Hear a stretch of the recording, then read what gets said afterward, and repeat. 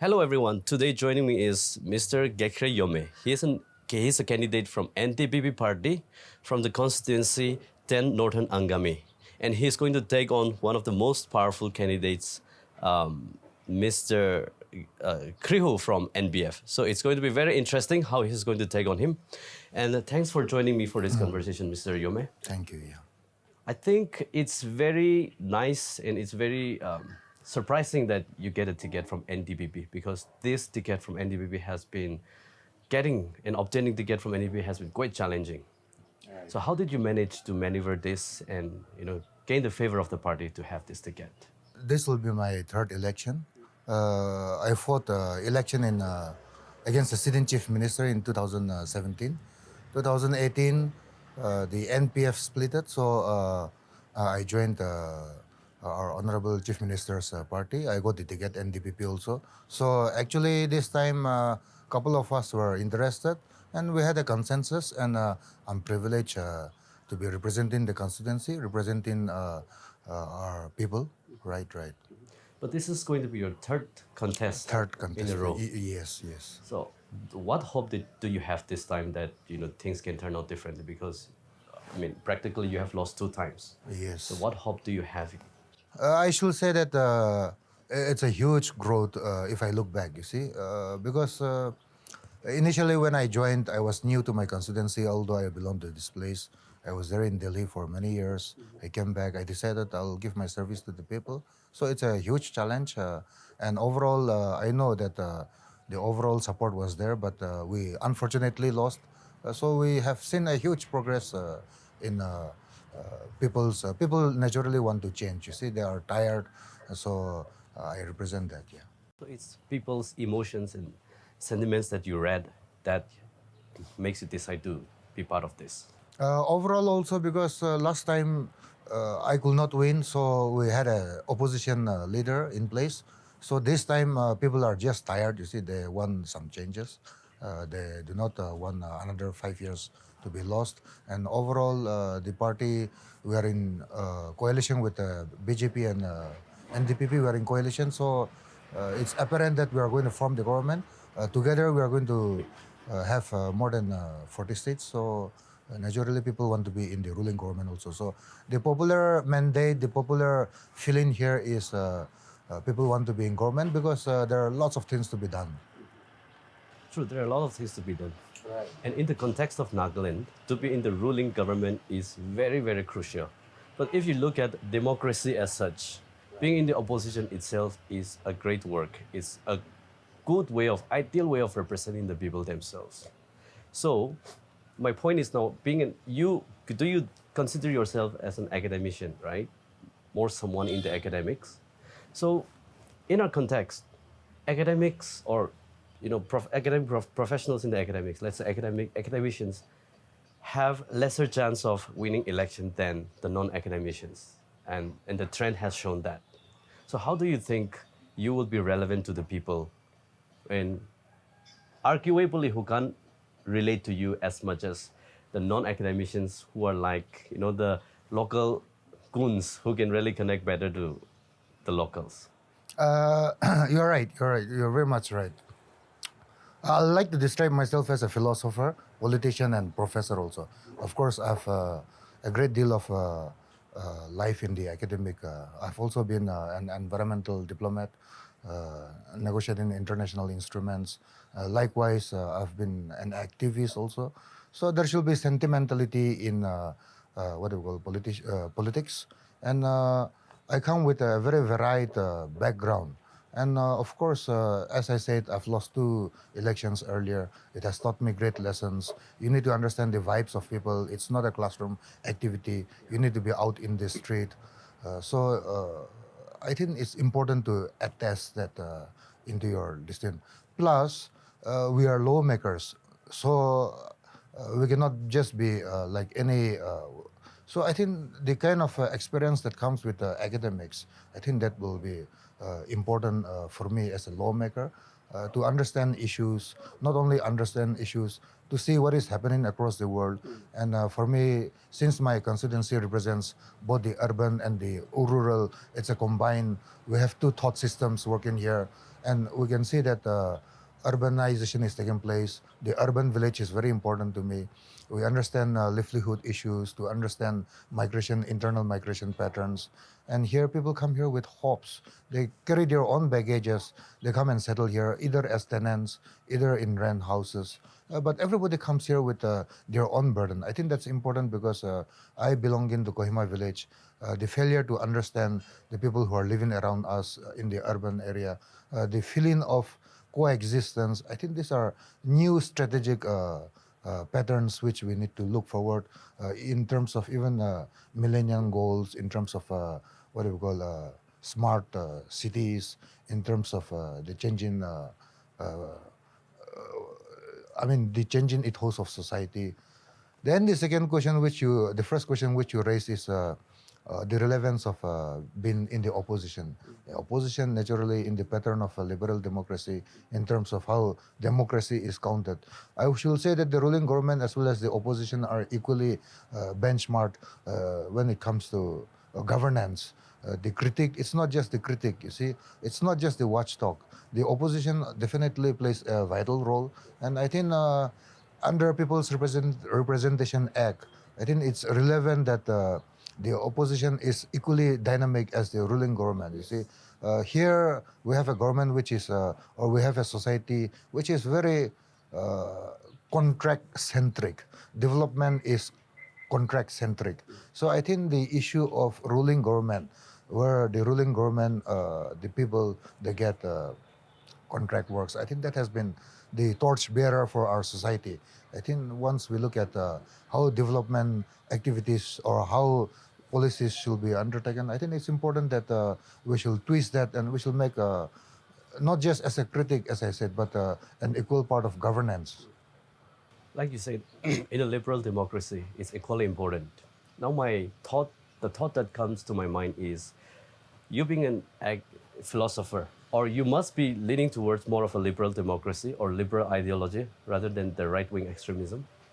How do you think are you going to relate as because BJP and NDPP are going to be, it's already an alliance, pre-poll alliance, and in terms of ideology, you being leaning towards the liberal ideology, how do you think you are going to align, with this? My party, of course, is a regional platform, and BJP as a national party, they're in power in the central government, and it's important. You see, of course, especially since I belong to a very more conservative region, the Angami, Tenyeme, the dynamics of adaptation, the understanding of our what we call Christianity-based values, in terms of our coherence for traditional values. I think Angamis are a little bit apprehensive about all these new parties, you see, or national parties. But I do not see BGP as what do we call a religious denomination. It has been in power. It is a very old party. It's a political thing. Here we have no conflicts with BJP.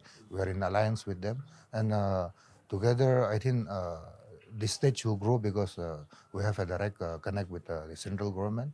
And for federal states like India, I think Nagaland being one, I think our connection with the central government is important. I think fiscal policies in terms of our federalism, quasi-federalism, I think our dependency on central government is important. So I think it's a very good choice. I think we have made the right choice. Okay. Now, adding to that, my question is, you describe Angami as more of a Christian conservative society, and your constituency is dominated by the Angami tribe. So, the constituents, as a constituent or as a voter, I have a feeling that what they would like to be assured from you is whether you will be able to stand up against the diktat of BJP in the future in case you get elected. I do not see BJP as an enforcing agency. We are partners, we are equal partners. Although they are the minor partners, we have 40 seats. They have 20 seats, and accordingly, we will work out ratio. And I do not see that BGP will capitalize on being just because they're the national party. I think we have worked for the past 5 years collectively. It was good partnership, and we do not see any party dictating terms on each other. Now that you have been, working hard to get yourself elected from this constituency. And what I would like to know is what distinguishes you from Khriehu that people should vote for you? Uh, I will not like to, categorically state that I will not like to remark on my opponent, but definitely, when it comes to knowledgeability, when it comes to what do we call firmness, decisiveness, I should say that I'm very clear about what I should do to take my constituency forward. I'm hopeful that I'll represent my people with kindness, with generosity. Uh, I am very keen to interact more with the community, with local leaders, with my village leaders. I'm not just here as their leader. I'm here as part of them. I want their voices to be heard in the assembly. I want the plight of our people to be forecasted in the assembly. I want people to treat each other well because, as I said earlier, we have both rural and urban sectors here. I'm looking towards a diffusion of our people because here in Kohima, we have people from all walks of life, from every nook and corner of Kohima, Nagaland, coming to live here. So there is, I will not say there is no respect, but there is a lack of interaction. So I mean, I see myself as a platform where I want to be proactive with people, and not just proactive. I want to look at people in terms of how they can coexist here. Because, as I said, here in Kohima, we have here the village. It is placed next to Kohima. Then we have all these people from different parts of Nagaland. So I think it's important that. So in terms of making me as different from the other candidate, I come with more vibrant energy to look into all these aspects. You see, the situation here is one part of the constituency feel that they do not belong to this constituency. They have been abandoned in a sense, you see. My hopes are to bring us together and to understand each other's needs because not only just bringing people together, the development of Kohima as a new character, having a character of its own. I think it's important to include, so that inclusiveness is what I look forward. Great.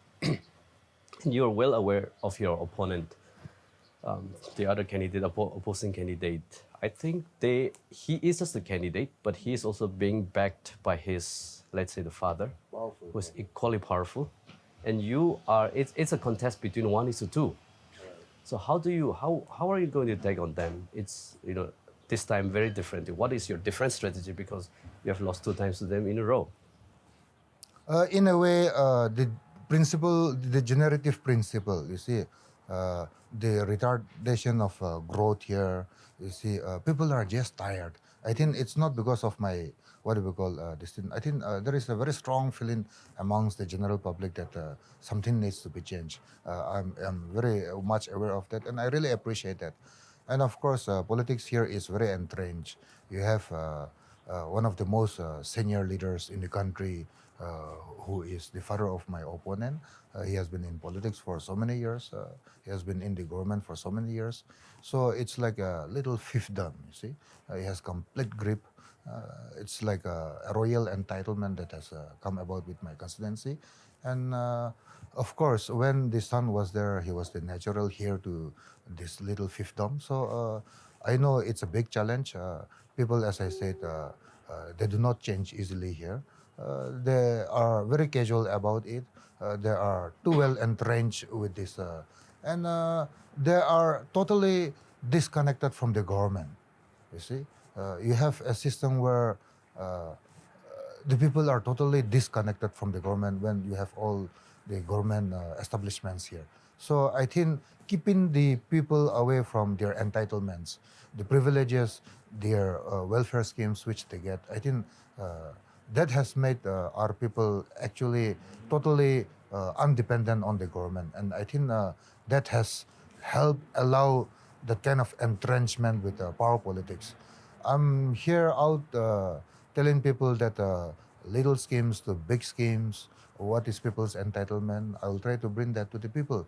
I think that has really worked. You see, it's really working. So your main selling point, or the kind of offer that you're going to make to your constituents, is effective implementation of the public delivery system. Let's say the implementation of national as well as state schemes, right? Because I think you have been part of the implementing agency for Nagaland building construction workers, right? How was that experience? Do you think effective implementation is viable, or is it possible? We have, of course, when I was there then, building and other construction workers, you see, so many of them were not even familiar that there is a scheme like that, you see. In Kohima, we had about 7,500 registered members. In my village, nobody knows about what is this, you see. So the politics of keeping people ignorant, that has effectively worked in grooming, what do we call, a little kingdom here. The politics of ignorance, I think, the politics of keeping people ignorant, I think it's very much a tool of politics. People are, you see, being an activist, people are unaware of their rights, people are unaware of their privileges and entitlements, you see. The politics behind this, I think that has severely, uh, built a trust deficit. Not only that, uh, uh, the lack of requirement for the government. You see, my people are simple folks. You see, so many of them are still farmers. They go to their fields. You see, life continues as like any other village. You see. Okay. I think you are looking towards this election to make it a very people-centric contest, and if you ever get elected, you want this your representation to be a people-centric representation to the assembly as well as in whole governance system. So, what is the last message that you would like to give to your constituents or to the people of Nagaland? I am here simply as, I should say, representing the people. It is my job, you see, development. Who am I to go to areas and tell them, I'll develop you? I cannot develop people. I cannot develop what we call colonies or villages. What I would like to do is, you rightly mentioned, people-centric. I would like to engage people, let them communicate their needs, what are their requirements, what kind of development do they want. You see, it is my job to take that to the assembly, secure fundings, make policies so that. So I think the way we look at developmental works, the way we look at governance. I think I represent the younger generation. I think we have to look in a different way. See, I'm here not just as a lawmaker. I'm here not just to grab that power politics, which is very important. But I say that this power politics, you see, does not belong to me. It belongs to the people. You see, it comes with a responsibility, and I think in the past. I think people look at politicians as like fighting for a certain power. I think that the responsibility has always been negated in our political life. So I hope we will bring a new political life. The youngsters are more conscious.